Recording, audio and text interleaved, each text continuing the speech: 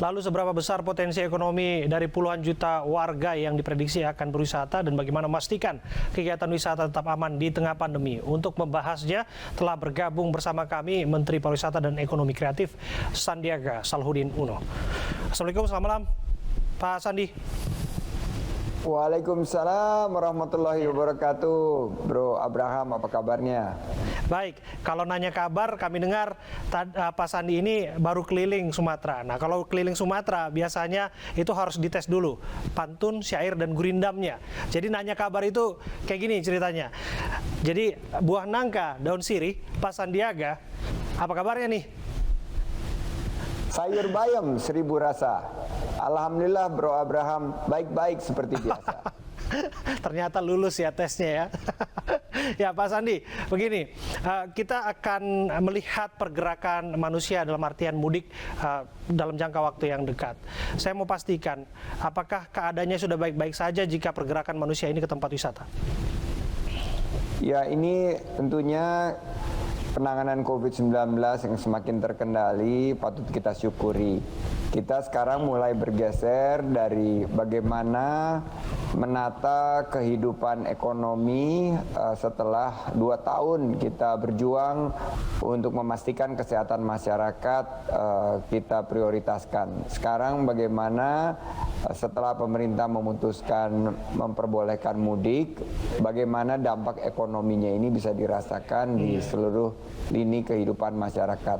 Untuk sektor pariwisata dan ekonomi kreatif, kami sudah menerbitkan surat edaran yang memberikan bimbingan bagi sektor usaha pariwisata dan ekonomi kreatif selama bulan suci Ramadan sampai dengan pasca Lebaran. Bagaimana aktivitas buka puasa dalam penerapan protokol kesehatan yang ketat dan disiplin, menggunakan aplikasi Peduli Lindungi, serta screening semua pegawai dan pengunjung.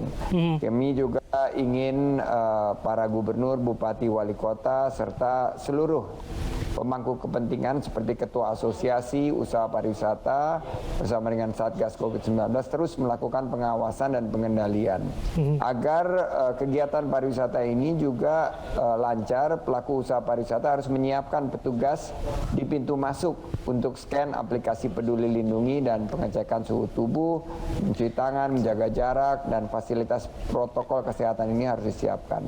Nah, produk dan destinasi wisata harus tetap dalam bingkai protokol kesehatan CHSE, Cleanliness, Health, Safety, dan Environmental Sustainability.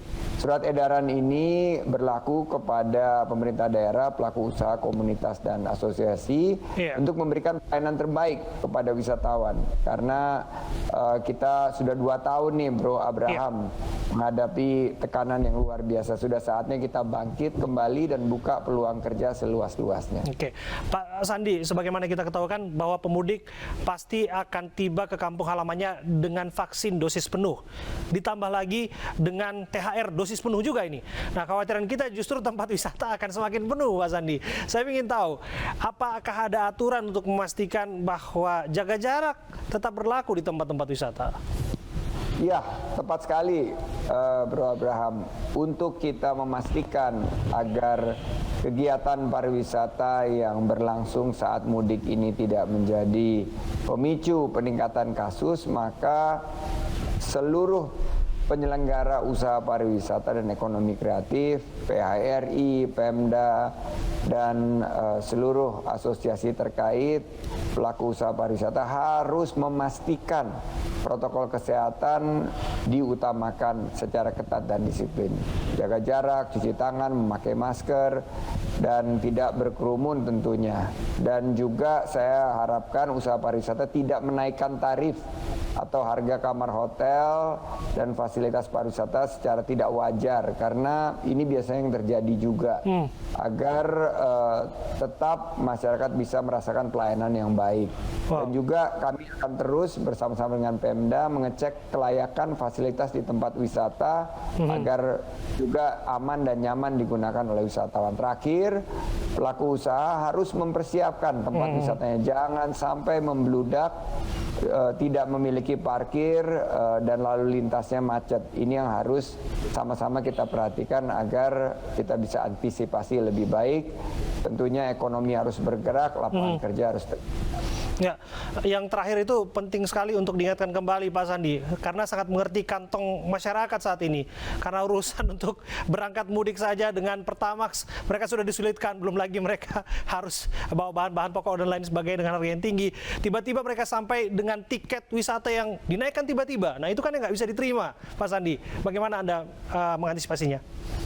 Ya, masyarakat sekarang dalam keadaan yang prihatin ya, Bro Abraham.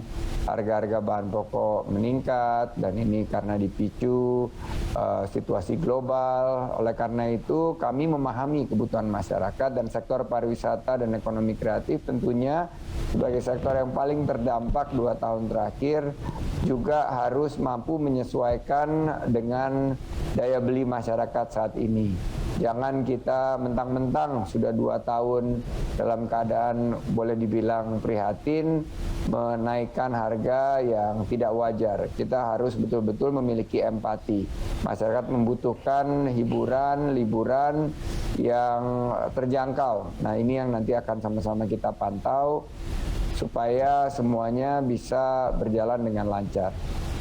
Luar biasa, terima kasih atas waktu Anda sekali lagi Pak Menteri Pariwisata dan Ekonomi Kreatif Sandiaga Salahuddin Uno sudah menjelaskan kepada kami mengenai penanganan pariwisata di masa